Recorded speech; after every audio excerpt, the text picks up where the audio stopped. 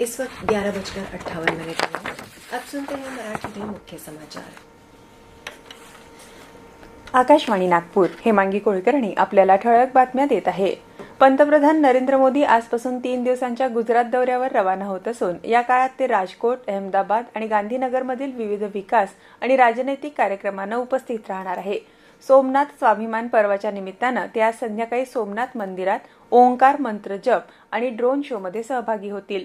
तसंच उद्या शौर्य यात्रेतही सहभाग नोंदवतील।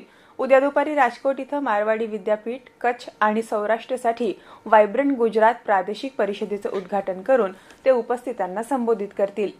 नवी दिल्लीत भारत मंडपम इथं आजपासून 53व्या जागतिक पुस्तक मेळाव्याला सुरुवात होते आहे। केंद्रीय शिक्षण मंत्री धर्मेंद्र प्रधान या मेळ्याचं उद्घाटन करणार आहे।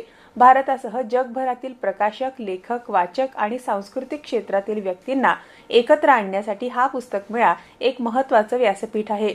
9 दिवसांच्या या पुस्तक मेळ्यात 35हून अधिक देशांचे प्रतिनिधित्व करणाऱ्या 1000हून अधिक प्रकाशकांचा सहभाग आहे।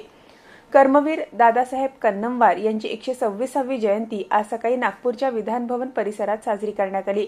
महाराष्ट्राचे दुसरे मुख्यमंत्री आणि संयुक्त महाराष्ट्राच्या जडणघडणीत मोलाचं योगदान देणाऱ्या कर्मवीर कन्नमवार यांच्या स्मृतींना अभिवादन करण्यासाठी यावेळी कार्यक्रम आयोजण्यात आला।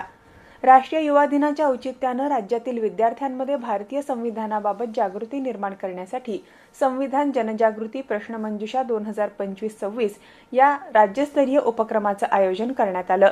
या उपक्रमाअंतर्गत सहभागी विद्यार्थ्यांसाठी 15 दिवसांचं ऑनलाईन प्रशिक्षण देण्यात येणार असून संविधानातील मूल्य, मूलभूत अधिकार आणि कर्तव्यांची माहिती दिली जाणार आहे।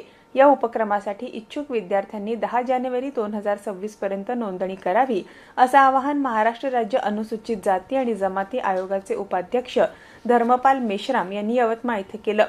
देशसेवेत कर्तव्य बजावत असताना अकोला जिल्ह्यातील सैनिक नायक वैभव लहाने यांना वीरमरण आलं। 12 मराठा लाईट इन्फंट्रीमध्ये कार्यरत असलेल्या शहीद लहाने यांच्यावर त्यांच्या मूळ गावी कपिलेश्वर इथं सैनिकी आणि शासकीय इतमामात अंत्यसंस्कार करण्यात आले। यावेळी सैनिकी मानवंदना देण्यात आली आणि पोलीस विभागातर्फे बंदुकीच्या 3 फैरी झाडून त्यांना सलामी देण्यात आली। याबरोबरच हे ठळक बातमीपत्र संपलं। यापुढील प्रादेशिक बातमीपत्र संध्याकाळी 6 वाजता ऐकता येईल। नमस्कार।